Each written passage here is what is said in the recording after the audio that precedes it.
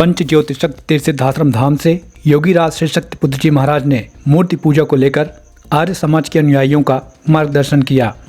Live चिंतन में श्री शक्ति पुत्र जी महाराज ने कहा कि आर्य समाज सनातन का ही एक अंग है, लेकिन उसकी एक विचारधारा जहर के समान है जिसमें मूर्ति पूजा का विरोध किया जाता है। उन्होंने आगे कहा कि मूर्ति पूजा युगों युगों से चली आ रही है और जो भी धर्म ग्रंथ मूर्ति पूजा का विरोध करते हैं उन ग्रंथों से ऐसे अंशों को हटा देना चाहिए। इसी से सनातन का कल्याण होगा। आर्य समाज भी अच्छा कार्य कर रही है, मगर कम से कम एक ऐसी विचारधारा जो हमारे सनातन के लिए जहर के समान है, हमारे सनातन धर्म के लिए घातक है, विचारधारा में संशय पैदा कर देने वाली है। जो हमारे सनातन की इतनी बड़ी संस्कृति हो मूर्ति पूजा की, जो आज की नहीं है, युगों युगों से चली आ रही है। कोई युग ऐसा नहीं है जिस युग में मूर्ति पूजा ना रही हो। और कहते हैं हम मूर्ति पूजा का कहां विरोध करते हैं, कहां हमने मूर्ति तोड़ी। मूर्ति तोड़ना ही विरोध नहीं होता।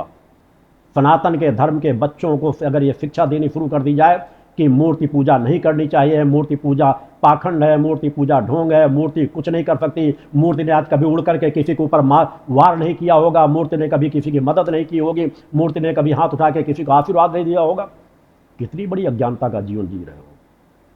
अरे यहां तो एक एक कण कण में चेतना समाहित है।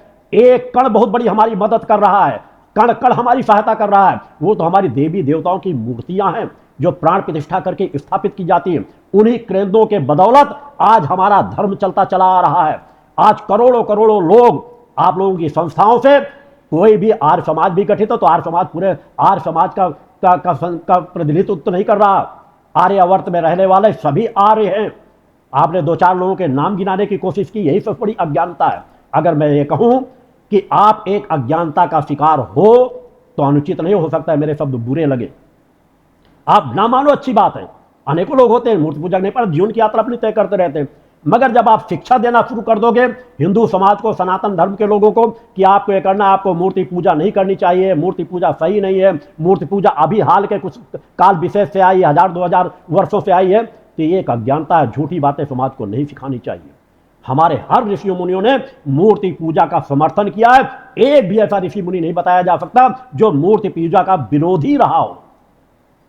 आज हमारे इतने बड़े बड़े स्थान, काशी, मथुरा और अयोध्या, रामेश्वरम जैसे स्थान नहीं, अनगिनत स्थान, हमारी अनेकों शक्तिपीठ, ये हमारे ऋषियों मुनियों के देन है, या किसी पंडितों की देन नहीं है। किसी पंडितों ने नहीं इनकी स्थापना की, हमारे ऋषियों मुनियों ने स्थापना की, हमारे देव पुरुषों ने स्थापना की। और उसको आप ढकोसला बता रहे हो, उसको आप कह रहे हो कि यह ढकोसला है। अगर आप किसी सत्य को नहीं देख सकते तो आपकी अज्ञानता है। इन्हीं स्थानों से ऊर्जा मिलती है। आज इन्हीं स्थानों में करोड़ों, आपकी जितनी संस्था में लोग जुड़े नहीं होंगे उतना इन संस्थानों में एक एक साल में लोग दर्शन करने जाते हैं, वहां से आशीर्वाद पाते हैं, प्रेरणा पाते हैं, ऊर्जा पाते हैं, संस्कार पाते हैं। और वहां के विज्ञान भी स्वीकार कर चुका है कि ऐसे स्थानों का परीक्षण करके देख लो, अपने घरों का करा लो और ऐसे धार्मिक स्थानों के परीक्षण करा लो। वहां की वाइब्रेशन, वहां की चेतना तरंगे वहां एक अलग ऊर्जा प्रदान कर देती है, अलग वहां स्वास्थ्य लाभ तत्काल मिलता है। अनेकों लोग मेरे स्थान पर ही आते हैं।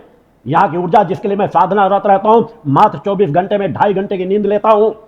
आज इस ऊर्जा का परिणाम है कि लोग अनेकों विषम से विषम परिस्थिति में आते हैं, यहां आकर शांति की अनुभूति प्राप्त करते हैं, आरती लाभ लेते हैं, बैठते हैं। तो अनेकों लोग जो कई कई दिनों तक भोजन नहीं करते आके यहाँ भोजन कर लेते हैं। वहां से दो लोग पकड़ करके लाते हैं, असंतुलित होते हैं, बेहोश होकर के गिरते हैं और आकर के यहीं पर आकर के उन्हें तुरंत लाभ प्राप्त हो जाता है। ये ऊर्जा का संचार है जो परम सत्ता प्रदान करती है, जो कण कण में मौजूद है। आपने तो बस दृश्य के कुछ जड़ और चेतन देवों के बारे में बता दिया। हम उन जड़ चेतन को भी देव मानते हैं। सनातन को व्यापक रूप में देखो, हर धर्म ग्रंथों में नेति नेति कह करके लिखा गया है, कोई इसका पार नहीं पा सकता। आप केवल एक सौरमंडल के ब्रह्मांड के दायरे में मत अपने आप को सीमित कर दो। अनंत सौरमंडल हैं, अनंत लोक हैं, उन लोकों में देखने की क्षमता आपके वेद ही नहीं दे देंगे। वेदों का सभी सम्मान करते हैं, हमारे सनातन के धर्म ग्रंथ हैं वेद, मगर धर्म ग्रंथों से भी, उन वेदों से भी ऊपर होता ही हमारी आत्मा। आत्मा के ग्रंथ से वेद उपजते हैं, वेदों से आत्मा को ज्ञान नहीं प्राप्त होता। आत्मा को जगा लो, आत्मा के अंदर अनेकों जो वेदों का ज्ञान है उससे पार का भी ज्ञान प्राप्त हो जाएगा। आत्मग्रंथ से बड़ा और कोई ग्रंथ नहीं होता। हम सभी ग्रंथों का सम्मान करते हैं, मगर आत्मग्रंथ से बढ़कर के कोई ग्रंथ नहीं जो हमें मानवता सिखाती है, हमें दया, ममता, प्रेम, करुणा, वात्सल सिखाती है। इसी आत्मबल के माध्यम से हम अनेकों लोगों से संबंध अपना स्थापित करते हैं। वो हमारे ऋषियों मुनियों ने भी स्थापित करके दिखाया है। और आज आप मूर्ति पूजा का विरोध कर दो, इस चीजों को विरोध करना शुरू कर दो कि लोगों बच्चों को सिखाओ कि भगवान की बनाई हुई जो कृति है उसको पूजा करने से ज्यादा लाभ मिलेगा कि इंसान की बनाई हुई। तो महाशय जी, मैं आप लोगों से पूछना चाहता हूं, ये मकान आप क्यों बनवाते हो? मकान को अपना घर क्यों कहते हो? ये तो भगवान के बनाए हुए नहीं है। इनमें बैठ के सुख शांति आप लेते हो कि नहीं लेते हो? आप अपने मंचों में भगवान की बनाई हुई जो कृति है तो क्यों मंच बनवाते हो? क्यों भगवे वस्त्र पहन लेते हो? ये भगवे वस्त्र तो भगवान ने नहीं दिए तुम्हें। अपने आप को सच्चिदानंद नाम क्यों दे देते हो? भगवान ने तो तुम्हें कोई नाम नहीं दिया। लोगों को बैठ करके ज्ञान देने की बातें करते हो, क्यों विद्यालय बनवाते हो? भगवान ने तो ये विद्यालय नहीं बनवाए। खुले मैदान में बैठ करके शिक्षा दो जो भगवान ने शिक्षा दी है, उसी बिना संसाधन, बिना माध्यम के, और जिन चीजों का माध्यम बनाते हैं परम सत्ता उन्हीं में अपनी ऊर्जा प्रवाहित कर देती है। हमारे ज्ञान के मंदिर होते हैं, शिक्षा के हमारे मंदिर होते हैं जहां देवी देवताओं की स्थापना होती है।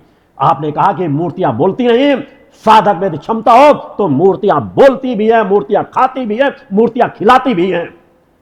अगर आपने इच्छा का तो यह आपकी अज्ञानता है। एक व्यक्ति देखता है, अगर आपके सामने दूध ला करके रख दिया जाए, एक व्यक्ति जो जानता है वो जानता है, कहता है इसमें घी है, मगर आप जैसे अज्ञानी कहेंगे कि नहीं ये तो दूध है, पड़ा रहेगा, सड़ जाएगा।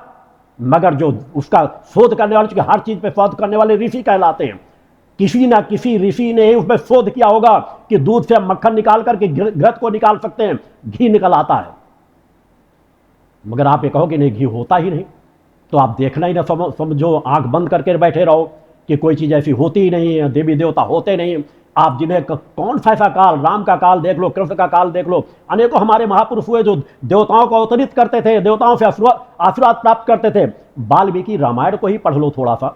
वाल्मीकि ऋषि थे, अनेकों ऋषि मुनि उन्हें अपना ऋषि गुरु मानते थे, त्रिकालज्ञ थे, देवी देवताओं से साक्षात संवाद करते थे, देवी देवता उनके यहाँ उपस्थित होकर के उन्हें ज्ञान देते थे, मार्गदर्शन देते थे। ये हर काल में होता रहा, हर काल में होता चला आएगा। मगर आप तो अज्ञानता के शिकार हो। सीमित दायरे में कब तक नहीं बोला जाएगा? अच्छा कार्य कर रहे हो, अच्छी संस्था है, मैं इसका विरोध नहीं करता, संस्था का विरोध नहीं करता, आर्य समाज का विरोध नहीं करता। मगर आप मूर्ति पूजा का खंडन करोगे, मूर्ति पूजा का खंडन, तो हमें भी अधिकार बनता है कि आप मूर्ति पूजा का खंडन गलत कर रहे हो, इसकी आवाज उठाना हमारा धर्म बनता है। बच्चों को जो शिक्षा दे रहे हो वो गलत दे रहे हो। आप कुएं को मान लोगे कि कुएं में जल भरा है, जल पीने से लाभ मिल जाता है, कुएं के हमको क्या करना है, अन्य चीजों से हमें क्या लेना, मगर उस कुएं का स्रोत कहां से आ रहा है, उस स्रोत को बंद कर देना चाहते हो। स्रोत को बंद कर दोगे, एक दिन आपका जल भी समाप्त हो जाएगा। मगर आप बस तो आपको ऊपर देखना चाहते हो, जड़ के में देखना चाहते हो। जड़ के देवता इतने जागृत है, इतने अतीत है, इतने ये है, ये समान दायरे से ऊपर उठो। साधु संत सन्यासियों का स्तर केवल सामाजिक दायरे में नहीं, इसी समाज को तो खींचकर उच्चता की ओर ले जाना है।